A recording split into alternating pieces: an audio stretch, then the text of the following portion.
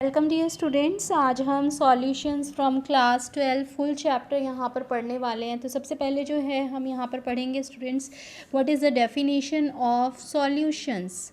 Solutions जो हैं वो हम कैसे डिफ़ाइन कर सकते हैं। Solutions is a homogeneous mixture, it is a homogeneous mixture of two or more substances that is in one phase। एक ही फेज़ में होने चाहिए हमारे दो सब्सटेंसेस या दो से ज़्यादा अगर सब्सटेंसेस प्रेजेंट हैं जो कि होमोजीनियस मिक्सचर बना रहे हैं, तो वो एक फेज़ में जब प्रेजेंट होंगे तो वो हमारा यहाँ पर बनेगा सॉल्यूशन। ओके, उसके बाद दूसरा जो इम्पॉर्टेंट पॉइंट है स्टूडेंट्स, वो है हमारे पास में इन अ सॉल्यूशन के अंदर हमारे पास में there are basically three types of interactions are there. ये तीन इंटरैक्शंस कौन सी होंगे स्टूडेंट्स? यहाँ पर थ्री इंटरैक्शंस में हमारे पास सबसे पहले जो है वो है सॉल्वेंट इंटरैक्शन, क्योंकि हमारे पास में यहाँ दो कंपोनेंट्स कौन से प्रेजेंट होते हैं स्टूडेंट, सॉल्यूट और सॉल्वेंट। तो उसके अंदर हमारे पास में यहाँ पर इंटरैक्शंस या तो सॉल्वेंट के बीच में हो सकती हैं, सॉल्वेंट के बीच में हो सकती है, या फिर थर्ड इंटरैक्शंस जो हैं वो हमारी सॉल्यूट और सॉल्यूट में प्रेजेंट हो सकती हैं। Now if you want to express the concentration of the solution, then how can you express the concentration of the solution? अगर हमें कंसंट्रेशन को एक्सप्रेस करना है तो कुछ यहाँ पर कौन से मेथड से उसको एक्सप्रेस किया जा सकता है, कौन सी टर्म्स होंगी जो डिफ़ाइन करेंगी कंसंट्रेशन टर्म्स को। तो यहाँ पर सबसे पहली है स्टूडेंट्स, सबसे पहले हम अगर पढ़ें तो percentage concentration by mass. Okay, percentage concentration by mass. तो इसके अंदर हमारे पास में क्या होगा स्टूडेंट्स, जिस भी कंपोनेंट का हमें यहाँ पर मास परसेंटेज निकालना है उससे हम यहाँ पर टोटल मास को डिवाइड करके 100 से मल्टीप्लाई कर देंगे तो ये हमारी मास परसेंटेज आ जाएगी। सिमिलरली हम यहाँ पर percentage concentration by mass for any component, suppose अगर हमें यहाँ पर सॉल्वेंट के लिए निकालना है तो हम वो भी इसी तरीके से निकाल सकते हैं स्टूडेंट्स। यहाँ पर हमें सॉल्वेंट के लिए भी सेम यही टेक्निक अप्लाई करनी होगी। ठीक है, तो यहाँ पर हमारे पास में अगर हमें परसेंटेज कंसंट्रेशन देखनी है बाय मास तो यहाँ पर हमारे पास में सेम वही मेथड से हम परसेंटेज कंसंट्रेशन निकाल सकते हैं। उसके बाद पीपीएम जो है वो क्या होता है स्टूडेंट्स हमारे पास में, कि हमारे पास जो सॉल्यूट है वो कितना पार्ट्स पर मिलियन में प्रेजेंट है।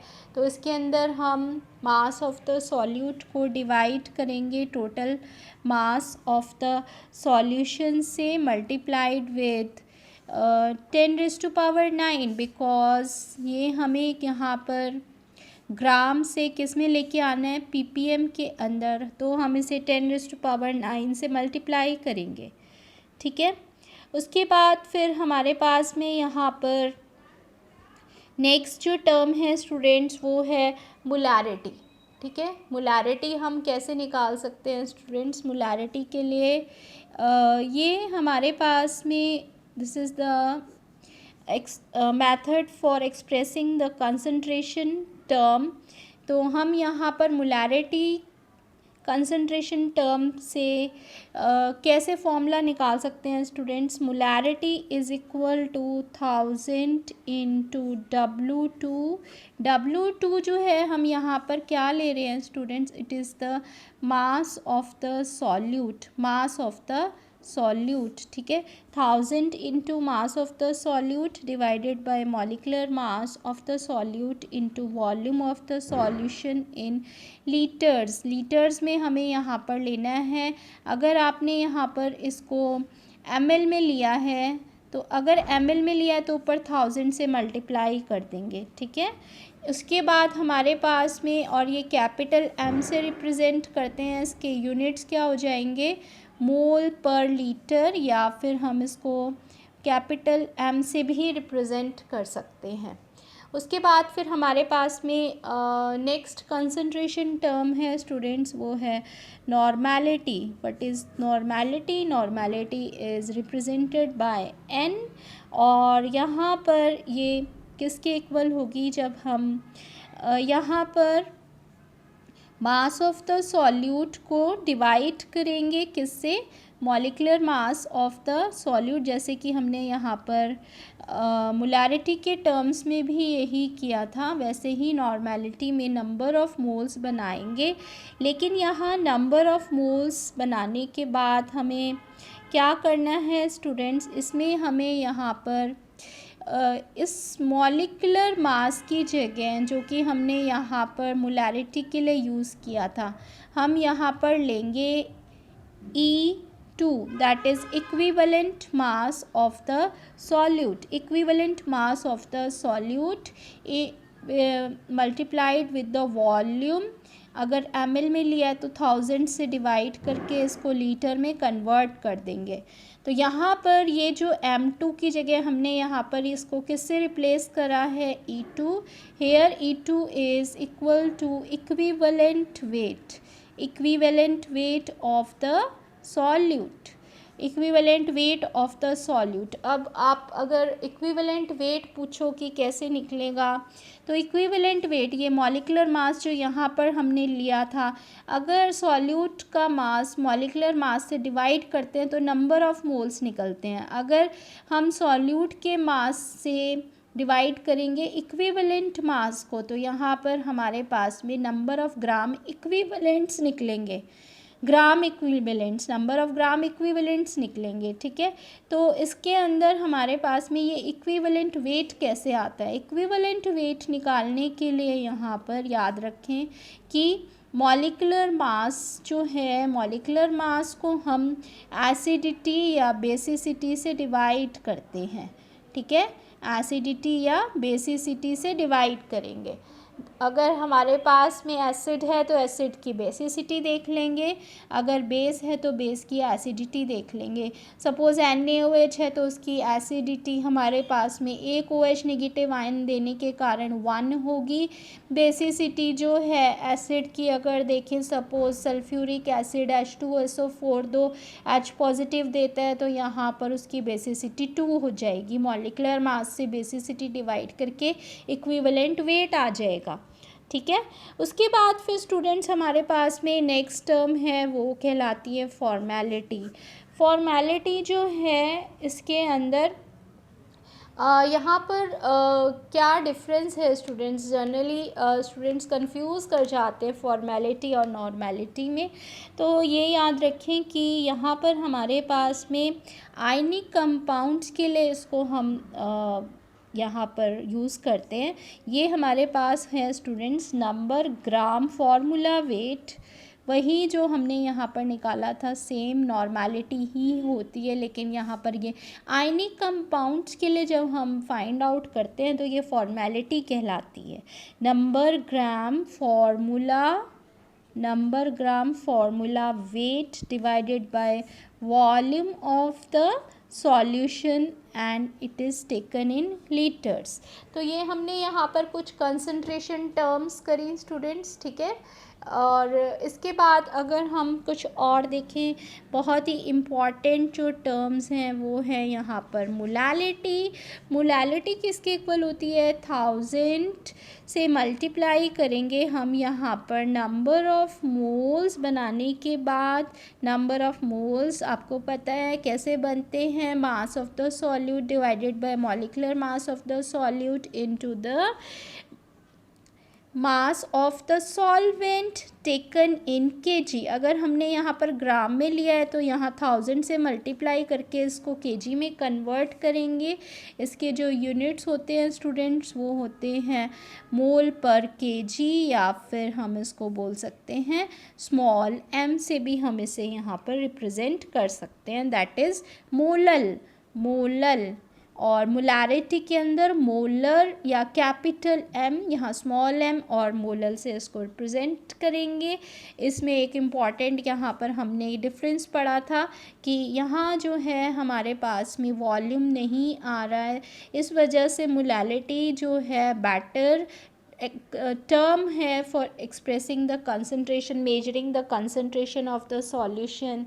और मोलैरिटी के अंदर असल में क्या होता है, वॉल्यूम चेंज होता है। स्टूडेंट्स देखो यहाँ पर मोलैरिटी के अंदर वॉल्यूम आ रहा है तो वहाँ पर वॉल्यूम का चेंज होता है।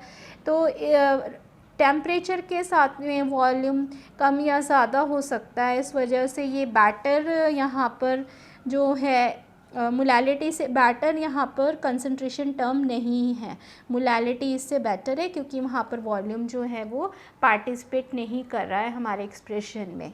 इसके बाद एक हमारा जो नेक्स्ट कंसंट्रेशन टर्म है स्टूडेंट्स, वो है हमारे पास में मोल फ्रैक्शन। मोल फ्रैक्शन जो है किसके इक्वल होता है, सपोज़ हमें इसको देखने किससे रिप्रेजेंट करेंगे, ये x2 हमारे पास में मोल फ्रैक्शन ऑफ द सॉल्यूट, और ये हमारे पास इक्वल है number of moles of solute divided by total number of moles. और इसके अंदर हमें जैसे कि पता है स्टूडेंट्स, हम इसको एक्सपैंड भी कर सकते हैं यहाँ पर W2/m2 अपॉन W1/m1 और प्लस W2/m2। तो इस तरीके से हम इसको यहाँ पर मोल फ्रैक्शन को एक्सपैंड कर सकते हैं स्टूडेंट्स, ठीक है। तो ये जो है हमारे पास में सभी कंसंट्रेशन टर्म्स यहाँ पर आ गई हैं, क्योंकि मोल फ्रैक्शन में मोल डिवाइडेड बाय मोल ही है, तो यहाँ पर मोल फ्रैक्शन के कोई भी यूनिट्स जो हैं वो नहीं होंगे, ठीक है, क्लियर। तो यहाँ पर हमने इस तरह से मोल फ्रैक्शन भी पढ़ लिया है स्टूडेंट्स। उसके बाद हमने यहाँ पर पढ़ना है स्टूडेंट्स की कंसंट्रेशन टर्म्स जिनमें मास फैक्टर्स इन्वॉल्व होते हैं, वही केवल हमारे पास में टेम्परेचर इंडिपेंडेंट टर्म्स हैं, ठीक है। अगर मैंने अभी आपको बताया था स्टूडेंट्स, एक हमारे पास में एक और इक्वेशन हम यूज़ करते हैं, ज़्यादातर इक्वेशन ये टाइट्रेशंस जो हैं वॉल्यूमेट्रिक टाइट्रेशन लैब के अंदर होती हैं, जिसमें एसिड और बेस की टाइट्रेशंस की जाती हैं। तो इसके अंदर हमारे पास में जनरली ये इक्वेशन यूज़ होती है students, normality of acid. Normality of acid is equal to molarity into, अभी मैंने बताया था कि एसिड की क्या होती है, बेसिसिटी होती है, तो हम इसको बेसिसिटी से मल्टीप्लाई करेंगे। अगर मोलैरिटी को हम बेसिसिटी से मल्टीप्लाई करते हैं तो ये नॉर्मेलिटी आ जाती है, ठीक है, एसिड की हमेशा बेसिसिटी होती है। तो यहाँ पर कुछ हम इक्वेशंस इसी तरीके से यूज़ करते हैं स्टूडेंट्स, जैसे कि N1V1 is equal to N2V2 which is normality equation. जब आपको यहाँ पर दो नॉर्मेलिटीज़ और दो वॉल्यूम में कंपेयर करना है, कोई भी आपको यहाँ पर एक टर्म गिवन है एक नहीं है, तो आप इस इक्वेशन से नॉर्मेलिटी इक्वेशन से फाइंड आउट कर सकते हो। सिमिलरली मोलैरिटी इक्वेशन भी अप्लाई की जाती है students, M1V1 is equal to M2V2। Molarity equation में भी जो अननोन टर्म है उसको आप इससे फाइंड आउट कर सकते हो। वॉल्यूमेट्रिक टाइट्रेशंस में हम इनको बहुत ज़्यादा यूज़ करते हैं, ठीक है। तो इस तरीके से ये सभी न्यूमेरिकल बेस्ड यहाँ पर फॉर्मूलाज भी हम साथ के साथ डिस्कस कर ले रहे हैं चैप्टर में स्टूडेंट, जो भी आएंगे यहाँ पर। इसके बाद फिर हमारे पास में यहाँ जो नेक्स्ट टॉपिक है स्टूडेंट, जो हमने इसके अंदर पढ़ा वो था हमारा सॉल्युबिलिटी ऑफ अ गैस, ठीक है।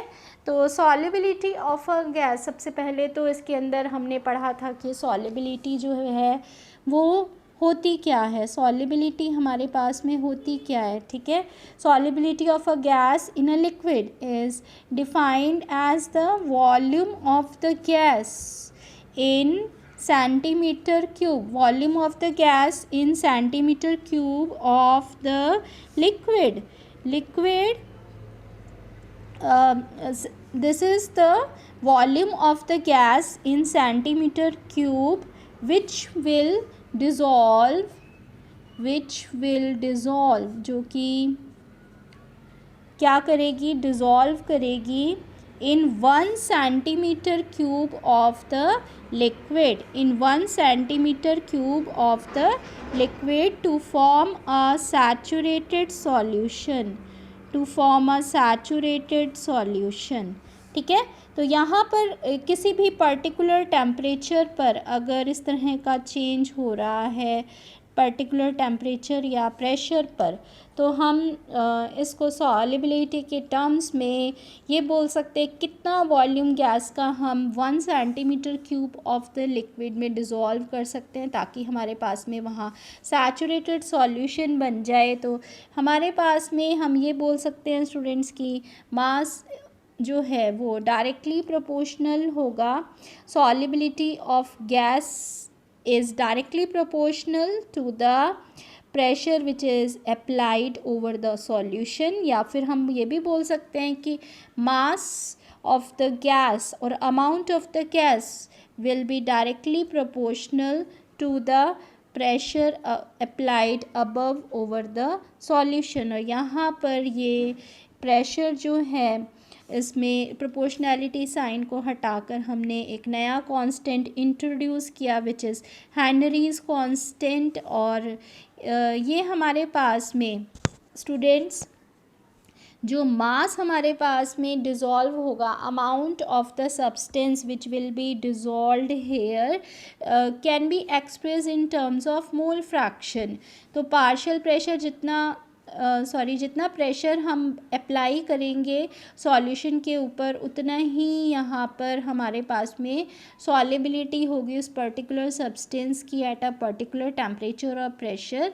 और ये जो हमारे पास में रिलेशनशिप आया है स्टूडेंट्स, ये है हमारे पास हेनरीज लॉ। ठीक है, this is called Henry's law. तो इसके अंदर हमने यहाँ पर ये देखा, ये हेनरीज कांस्टेंट है, हेनरीज कांस्टेंट, हेनरीज इक्वेशन, ये सभी न्यूमेरिकल में यूज़ होती हैं स्टूडेंट्स। एक्स यहाँ पर मोल फ्रैक्शन है।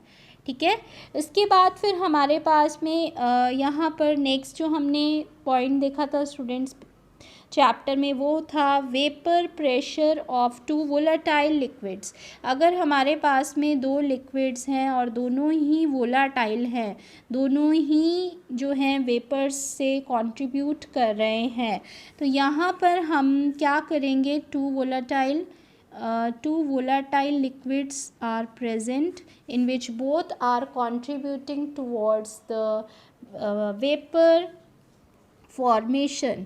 तो यहाँ पर हमारे पास में स्टूडेंट्स दो वोलाटाइल लिक्विड दोनों ही यहाँ पर अपना प्रेशर क्रिएट करेंगे। और इस केस के अंदर PA, सपोज़ हम यहाँ पर दोनों कंपोनेंट्स A और B के लिए अगर देखें तो PA is equal to PA naught into mole fraction of that component. इसका मतलब क्या है यहाँ पर कि हमारा जो ये ए कंपोनेंट है ये सॉल्यूशन में कितना पार्शियल प्रेशर क्रिएट करेगा, this is PA not into mole fraction of component A। PA not is the pressure of pure solvent A and this is mole fraction of component A। और ये PB second component किसके बराबर हो जाएगा students, ये यहाँ पर P not P into mole fraction of B component.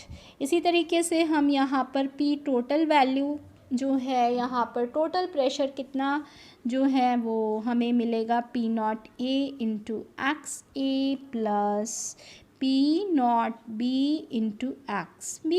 okay, so this is the total pressure and in this case students total pressure will be equal to P naught A into XA plus P naught B into XB।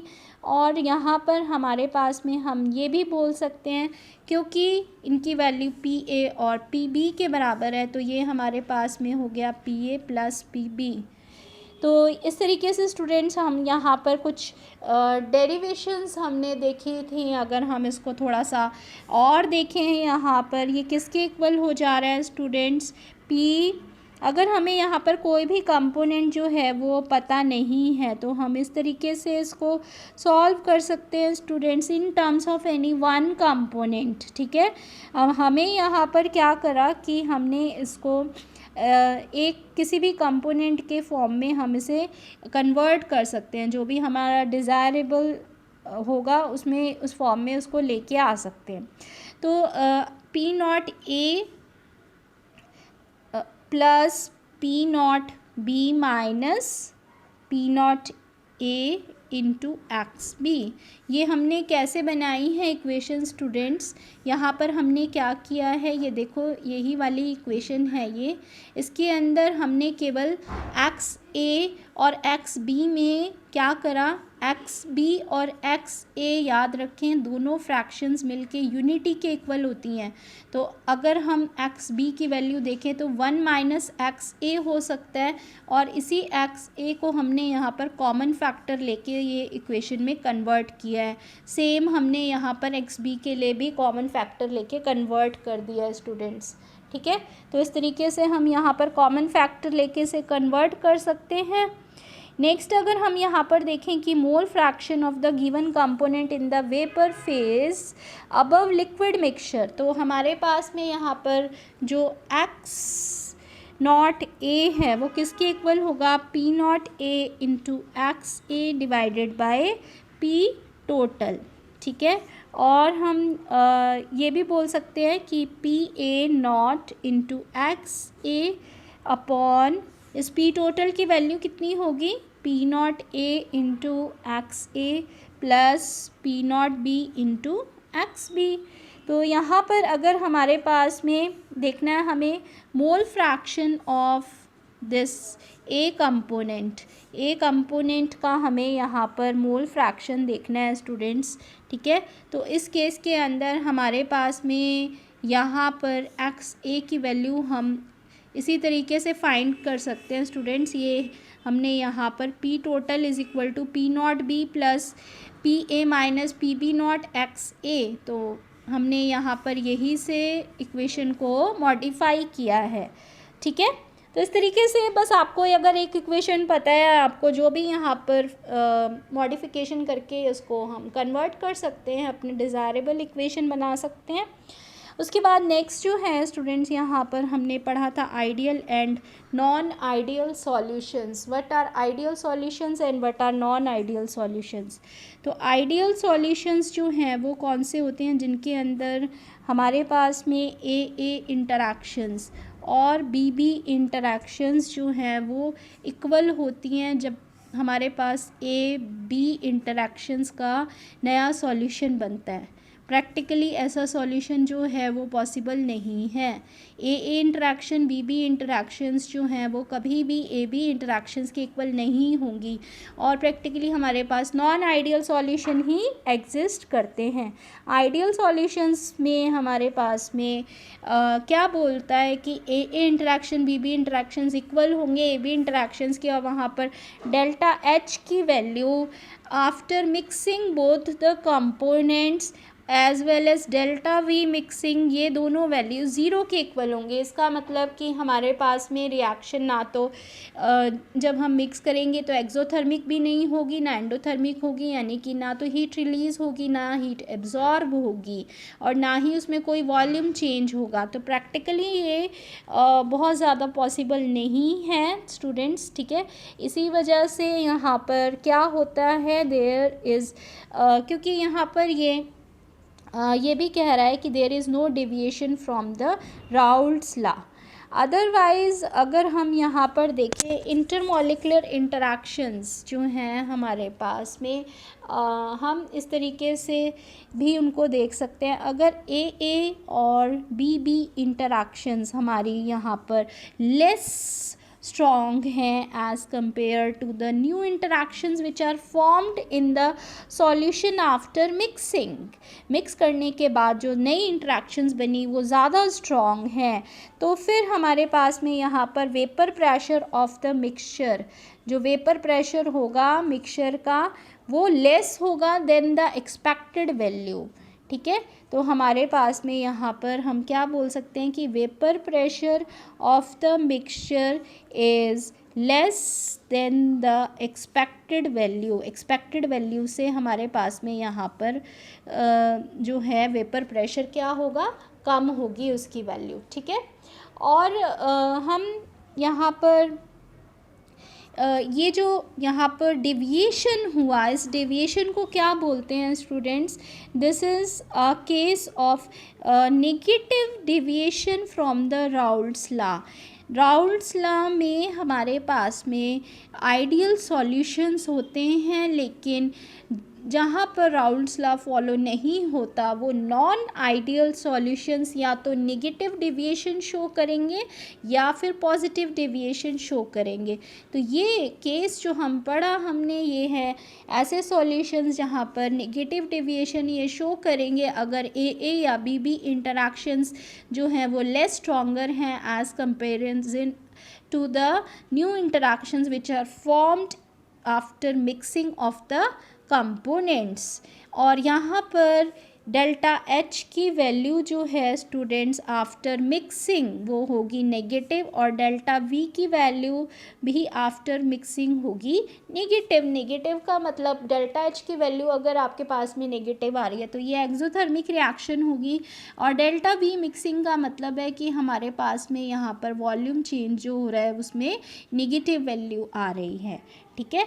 तो इसके अंदर हमारे पास में दूसरा जो case होगा, second case students, this is the first case जो राउल्ट्स लॉ को फॉलो नहीं करता। सेकंड केस के अंदर हमारे पास में यहाँ पर जो ए इंटरैक्शंस हैं या बी इंटरैक्शंस हैं, ये ए या बी इंटरैक्शंस ज़्यादा स्ट्रॉन्ग होंगी ए इंटरैक्शंस के कंपैरिजन में, और वेपर प्रेशर जो होगा मिक्सचर का, vapour pressure of the mixture, it is more than the expected value. Vapour pressure जो है वो मोर होगा देन इट्स एक्सपेक्टेड वैल्यू। सारे ग्राफ्स हमने विद ऑल न्यूमेरिकल्स पूरा चैप्टर हमने जो है डिस्कस किया हुआ है स्टूडेंट्स। अगर पहली बार आप चैनल पर आके इस वीडियो को देख रहे हो तो लाइव स्ट्रीमिंग के अंदर सारे वीडियोस, कंप्लीट वीडियो जो हैं आप देख सकते हो। बहुत डिटेल में हमने सारे जो है इनको डिस्कस किया हुआ है स्टूडेंट्स। और इसके बाद अगर हमारे पास में जो सेकेंड केस हम देख रहे हैं जिसमें ए या बी इंटरैक्शन ज़्यादा स्ट्रॉन्ग हैं in comparison to the new interactions which are formed after mixing in the solution, उस केस में हमारे पास वेपर प्रेशर मिक्सचर का ज़्यादा हो जाएगा देन द एक्सपेक्टेड वैल्यू। और यहाँ पर ऐसे सॉल्यूशन क्या शो करेंगे students? They will show a positive deviation from the Raoult's law, ठीक है, positive deviation from Raoult's law. Raoult's law से पॉजिटिव डेविएशन यहाँ पर ये शो करेंगे सॉल्यूशन। अब ऐसे सॉल्यूशंस जो कि यहाँ पर डेविएशन शो कर रहे हैं, ठीक है, राउल्ट्स लॉ से डेविएशन शो करेंगे, ये हमारे यहाँ पर नॉन आइडियल सॉल्यूशंस बनाएंगे, ठीक है। तो इनको हम सेपरेट कर सकते हैं स्टूडेंट्स बाय सिंपल और फ्रैक्शनल डिस्टिलेशन, और ऐसे मिक्सचर्स को हम एजियोट्रॉपिक मिक्सचर्स भी बोलते हैं। What are azeotropic mixtures? Azeotropic mixtures are also called as constant boiling mixtures. Constant boiling mixtures, ठीक है। तो इसके अंदर हमने यहाँ पर एजियोट्रॉपिक मिक्सचर पढ़ लिया। उसके बाद स्टूडेंट्स हमारे पास में नेक्स्ट टॉपिक है हमारा कॉलिगेटिव प्रॉपर्टी जो हमने पढ़ा चैप्टर में। एजियोट्रॉपिक मिक्सचर 1 मार्कर डेफिनेशन के अंदर ज़्यादातर पूछा जाता है स्टूडेंट्स, याद रखें, these are the constant boiling mixtures, okay. तो यहाँ पर हमारे पास में हमने नेक्स्ट टॉपिक देखा था which are colligative properties. Colligative properties जो हैं स्टूडेंट्स वो कौन सी होती हैं?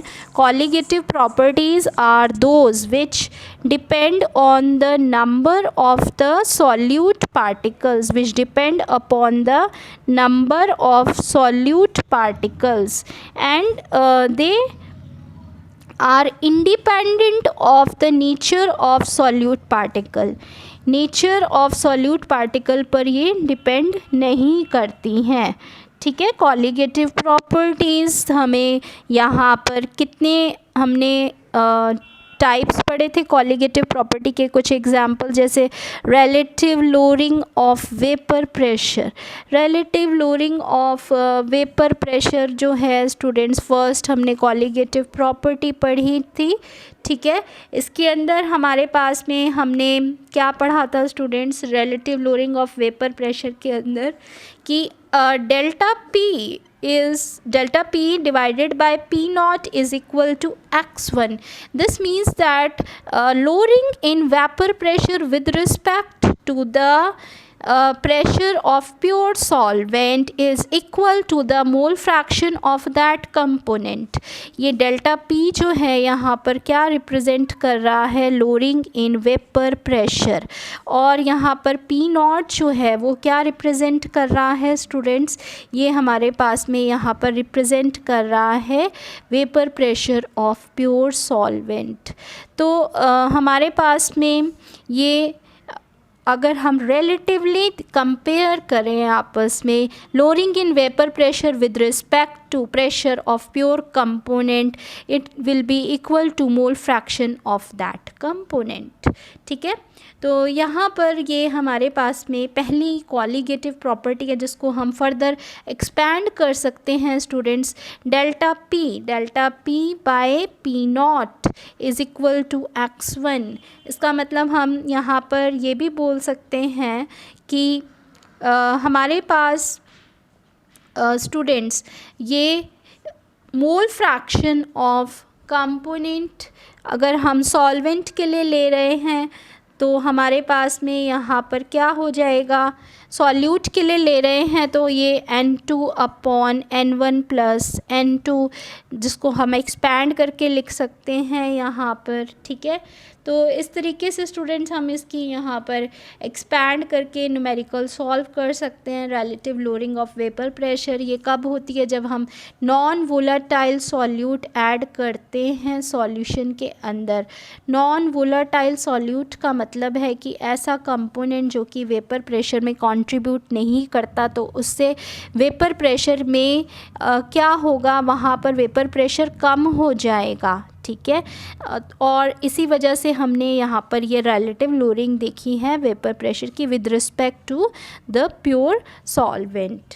तो ये डाइल्यूट सॉल्यूशंस के लिए स्टूडेंट्स हम आगे फॉर्मूला में यूज़ करेंगे कि डाइल्यूट सॉल्यूशंस के अंदर N2 की value, that is the number of moles of solute, it is very small. N2 की वैल्यू जो है बहुत ज़्यादा स्मॉल होने की वजह से dilute solution में it can be neglected in the denominator and it can be taken as N2 by N1। N2 की वैल्यू बहुत ज़्यादा स्मॉल है तो N2 by N1 के इक्वल हम यहाँ पर इसको पुट कर सकते हैं। ठीक है, फॉर dilute सॉल्यूशंस। तो यहाँ पर हमारे पास में स्टूडेंट्स याद रखें कि यहाँ पर हम जो ले रहे हैं कंपोनेंट x2 के लिए ले रहे हैं स्टूडेंट्स, सॉल्यूट के लिए इसको हम ले रहे हैं। Relative lowering of vapour pressure is equal to the mole fraction of the solute according to the Raoult's law. उसके बाद सेकेंड कॉलिगेटिव प्रॉपर्टी हमने जो पढ़नी है स्टूडेंट्स वो है हमारी यहाँ पर elevation in boiling point. Elevation in boiling point. What is elevation in boiling point students? Delta TB, it is equal to the number of moles of solute into the mass of the solvent divided by 1000 to convert into kg। यहाँ grams में लिया, 1000 से divide करके इसको kg में convert किया, और delta TP की वैल्यू जो है ये elevation in boiling point kb into m के बराबर होता है। kb is the molal elevation constant into molality, और मोलालिटी को यहाँ हमने एक्सपैंड करके लिख दिया है, मल्टीप्लाई कर देंगे Kb के साथ में, ये हमारे पास में एलिवेशन इन बॉइलिंग पॉइंट। इसका मतलब है कि जब हमने नॉन वोलेटाइल सॉल्यूट ऐड किया सॉल्यूशन के अंदर तो हमारे पास में वेपर प्रेशर तो कम होगा, लेकिन वेपर प्रेशर हमारा इन्वर्सली प्रोपोर्शनल होता है बॉइलिंग पॉइंट से, तो बॉइलिंग पॉइंट बढ़ जाएगा अगर हम नॉन वोलेटाइल सॉल्यूट ऐड करते हैं सॉल्यूशन में। ठीक है, तो इस तरीके से स्टूडेंट्स हम यहाँ पर एलिवेशन इन बॉइलिंग पॉइंट का रिलेशनशिप यहाँ पर देख सकते हैं। मॉलिक्यूलर मास फाइंड आउट करने के लिए ज़्यादातर यहाँ पर न्यूमेरिकल्स आपको मिलेंगे स्टूडेंट्स, और यहाँ पर साथ में एक और रिलेशनशिप भी आपको मिलेगा जहाँ पर Kb की वैल्यू जो है वो इक्वल होती है RTB²। R is the gas constant, TB is the boiling point and divided by 1000 into delta HV। ठीक है, ये enthalpy change in terms of volume. यहाँ पर थर्ड कॉलिगेटिव प्रॉपर्टी हमें यहाँ पर लेनी है स्टूडेंट्स। थर्ड कॉलिगेटिव प्रॉपर्टी है हमारे पास में डिप्रेशन इन फ्रीजिंग पॉइंट। ठीक है, डिप्रेशन इन फ्रीजिंग पॉइंट, तो इसके अंदर भी हम इसी तरह से इसको एक्सप्लेन करेंगे स्टूडेंट्स कि जब हमने नॉन वोलेटाइल सॉल्यूट लिया सॉल्यूशन में ऐड करा तो वो फ्रीजिंग पॉइंट को क्या करेगा, वहाँ पर डिप्रेशन कम करेगा। Depression in freezing point will occur when you are adding non volatile solute to a delta TF is equal to KF into molality of the solution where Kf is the molar depression constant। ठीक है, molal depression constant और cryoscopic constant, यहाँ पर हम दोनों terms use कर सकते हैं स्टूडेंट्स। मोलल डिप्रेशन कांस्टेंट तो इसका दूसरा नाम होता है Kb का एबिलियोस्कोपिक कांस्टेंट, यहाँ पर इसका दूसरा नाम है cryoscopic constant Kf into molality. और यहाँ इसको एक्सपैंड अगर आप करोगे इक्वेशन को तो मोलालिटी को एक्सपैंड करने पर हमें उसी तरीके से W2/m2 इंटू W1 ग्राम में अगर 1000 से डिवाइड करके kg में लेके जाएंगे, मल्टीप्लाई करेंगे, यहाँ पर हमने ऑलरेडी कर दिया स्टूडेंट्स KF के साथ में। तो ये हमारे पास में ये delta TF is equal to KF into M, जहाँ पे हमने मोलालिटी को एक्सपैंड किया।